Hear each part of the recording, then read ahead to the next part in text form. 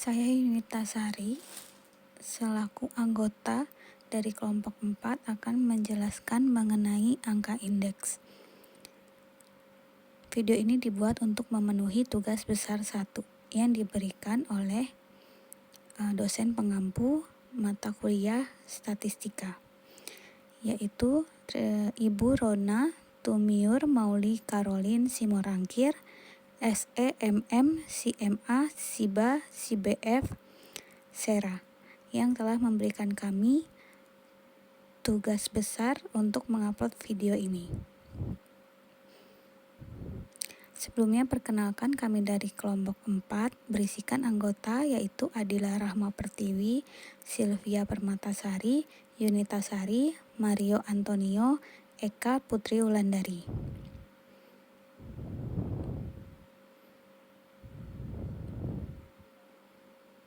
Langsung saja kita membahas materi mengenai angka indeks relatif, yaitu indeks yang tanpa memperhitungkan bobot setiap barang dan jasa atau dikenal dengan unweighted index. Angka indeks relatif sederhana dibagi menjadi angka indeks harga relatif sederhana dengan rumus IH sama dengan HT dibagi HO dikali 100. Di sini IH yaitu 1112 dibagi dengan 1014 dikali 100 yang hasilnya 110. Yang kedua, indeks kuantitas relatif sederhana, yaitu angka indeks untuk melihat perkembangan kuantitas barang dan jasa. Rumusnya IK sama dengan KT dibagi KO dikali 100.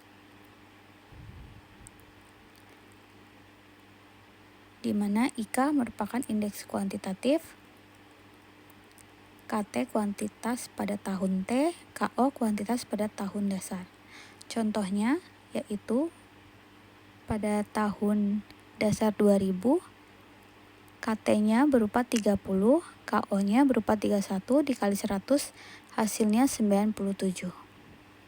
Yang ketiga, indeks nilai relatif sederhana. Menunjukkan perkembangan nilai, harga dikalikan dengan kuantitas suatu barang dan jasa pada suatu periode dengan periode atau tahun dasarnya. Rumusnya HT KT dibagi HO KO dikali 100. Contoh soalnya, HT merupakan harga komoditas, KT yaitu kuantitas komoditas, HO yaitu harga komoditas, KO kuantitas komoditas. Dari data tersebut, nilai indeks dapat diketahui bahwa penerimaan daripada padi meningkat 6% untuk tahun 2000 sampai 2001. Sedangkan 2000 sampai 2006 untuk sedang dan meningkat 174% per tahunnya. Selanjutnya, angka indeks agregat sederhana. Angka indeks ini menekankan agregasi, yaitu barang dan jasa lebih dari satu.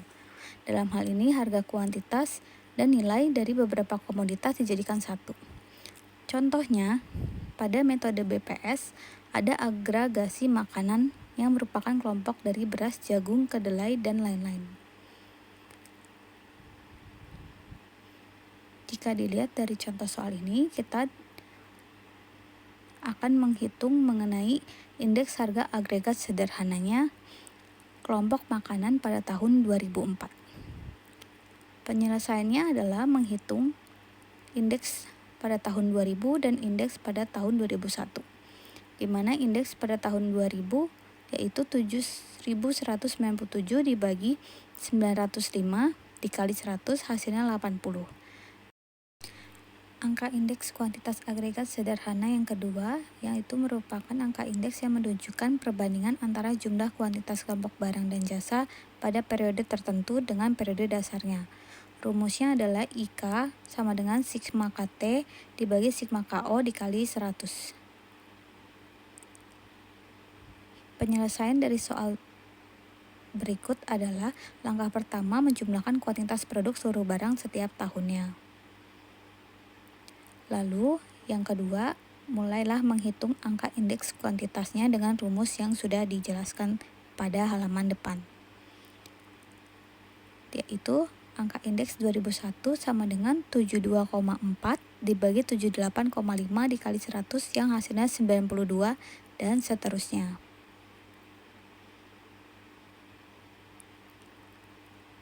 Sehingga indeks kuantitas tahun 2006 sebesar 94. Yang ketiga, indeks nilai agregat relatif sederhana. Indeks nilai agregat yang menunjukkan perkembangan nilai atau harga dikalikan kuantitas sekelompok barang dan jasa pada suatu periode dengan periode atau tahun dasarnya. Rumusnya, VT dibagi VO dikali 100 sama dengan sigma HT dibagi sigma HOKO. Penyelesaian dari soal berikut yaitu menghitung nilai masing-masing barang. Contohnya nilai beras tahun 2004 1112 dikali 48,2 hasilnya 53,598. Yaitu langkah kedua, menjumlahkan nilai tahun 2004 yang sudah diperoleh tadi. Di mana nilai tahun 2004 sama dengan 69,358 dan tahun 2006 sama dengan 159,823. Dimasukkan ke dalam rumus yang hasilnya sebesar 230. Selanjutnya yang ketiga, tentang angka indeks tertimbang atau weighted index yang memberikan bobot yang berbeda terhadap setiap komponen. Yang pertama, indeks tertimbang rumusnya IHT sigma PT dikali W dibagi sigma PO dikali W dikali 100. Yang kedua, rumus Lapeyres yang metode yang menggunakan jumlah barang pada tahun dasar sebagai acuan perhitungan. Lalu yang ketiga, rumus PASC. Metode ini memakai jumlah kuantitas barang pada tahun yang berjalan atau tahun yang dipakai sebagai timbangan terhadap harga. Contohnya, menghitung nilai HT, KT, dan HO-KT terlebih dahulu. Untuk beras, HT-KT 2777 dikali 46,6 hasilnya 129,408. Dan untuk beras HO-KT hasilnya 51819. Dimasukkan ke dalam rumus yang hasilnya 245. Yang keempat, ada rumus Fisher yang dianggap sebagai metode ideal untuk membangun angka indeks. Rumusnya IF, IL dikali IP, dan rumus Drawbridge yang merupakan salah satu metode yang digunakan untuk menghitung indeks harga agregatif tertimbang. Contoh penyelesaian Lapeyres dan PASC yaitu akar 244 dikali 245 sama dengan 24,5.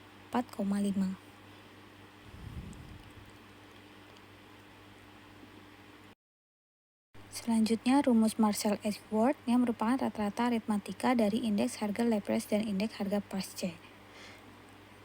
Rumusnya sigma HT dalam kurung KO plus KT sigma HO dalam kurung KO plus KT dikali 100. Dan rumus Walsh yang menggunakan pembobot berupa akar. Contohnya, nilai IME 244,15 menunjukkan bahwa harga telah meningkat sebesar 114,15% selama tahun 2004 sampai 2006.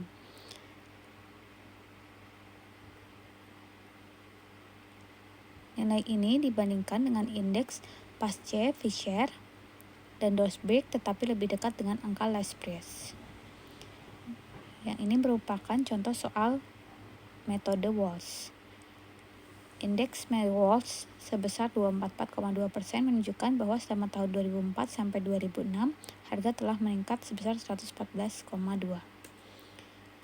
Selanjutnya, materi tentang indeks. Indeks adalah alat ukur yang digunakan untuk menggambarkan dan menganalisis perubahan dalam fenomena atau data dari waktu ke waktu.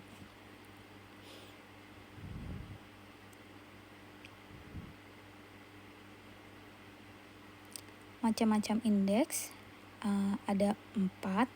Contohnya indeks harga konsumen, indeks harga perdagangan besar, indeks nilai tukar petani, dan indeks produktivitas.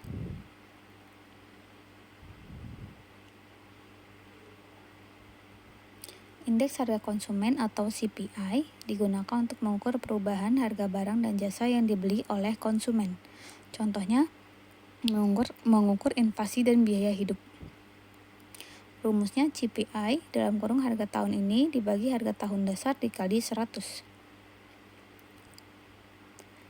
Studi kasus CPI, contohnya harga tahun dasar 2010 $200, harga tahun ini $250. CPI-nya 250 dibagi 200 dikali 100 hasilnya 125. Artinya CPI untuk tahun 2024 adalah 125. Yang kedua, indeks harga perdagangan besar PPI. Mengukur perubahan harga yang diterima oleh produsen untuk barang dan jasa sebelum sampai ke konsumen. Rumusnya PPI dalam kurung harga tahun ini dibagi harga tahun dasar dikali 100. Studi kasusnya yaitu harga tahun dasar 2015 adalah $300, harga tahun ini adalah $360. Dimasukkan ke rumus 360 dibagi 300 dikali 100 hasilnya 120 yang menunjukkan bahwa harga barang dan jasa telah meningkat sebesar 20%. Yang ketiga, indeks nilai tukar petani atau NTP yang digunakan untuk mengukur kemampuan petani untuk membeli barang dan jasa dengan pendapatan dari penjualan produk pertanian. Rumusnya harga produk pertanian dibagi harga barang dan jasa konsumsi dikali 100. Studi kasusnya harga produk pertanian 120, harga barang dan jasa 100. Dimasukkan ke dalam rumus 120 dibagi 100 dikali 100 hasilnya 120. Artinya NTP adalah 120 yang menunjukkan petani memiliki kemampuan lebih baik untuk membeli barang dan jasa dengan pendapatan dari penjualan produk pertanian. Yang keempat, indeks produktivitas, mengukur output yang dihasilkan per unit input dalam suatu proses produksi. Rumusnya indeks produktivitas output dibagi input.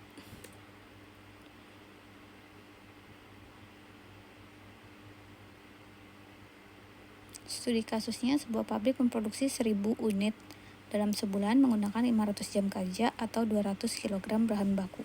Dimasukkan ke dalam rumus bisa menjadi dua rumus, 1000 dibagi 500 jam atau 1000 dibagi 200 kilo. Yang hasilnya 2 unit per jam atau 5 unit per kilo. Selanjutnya materi mengenai masalah dalam penyusunan angka indeks. Yang pertama yang ditemui yaitu pemilihan barang dan jasa, yang merupakan salah satu tantangan utama dalam menyusun angka indeks. Karena tidak semua barang dan jasa konsisten dari waktu ke waktu, sehingga sulit untuk menentukan mana yang mewakili konsumsi atau produksi. Yang kedua, perubahan kualitas. Kualitas jasa dan barang dapat berubah seiring waktu dan mempengaruhi harga. Yang ketiga, pengumpulan data, yaitu data yang akurat diperlukan untuk menyusun angka indeks. Apabila terjadi kesalahan dapat menyebabkan inefisiensi atau ketidakakuratan dalam perhitungan. Yang keempat, bobot yang tidak akurat. Misalnya suatu barang yang jarang dikonsumsi diberikan bobot yang terlalu besar dapat menyesatkan analisis indeks. Yang kelima, pengaruh eksternal, yaitu perubahan mendadak dalam faktor-faktor dapat menyebabkan lonjakan harga yang tidak mencerminkan kondisi pasar yang normal. Lampiran jurnal, yaitu terdapat artikel Review of Index Number Theory oleh Bert M. Balik membahas teori angka indeks ekonomi dengan fokus pada dasar-dasar aksiomatik yang penting untuk perbandingan temporal dan spasial. Berikut presentasi kelompok 4 mengenai angka indeks. Kurang lebihnya mohon maaf. Semoga video ini bermanfaat bagi yang mendengarkan. Terima kasih.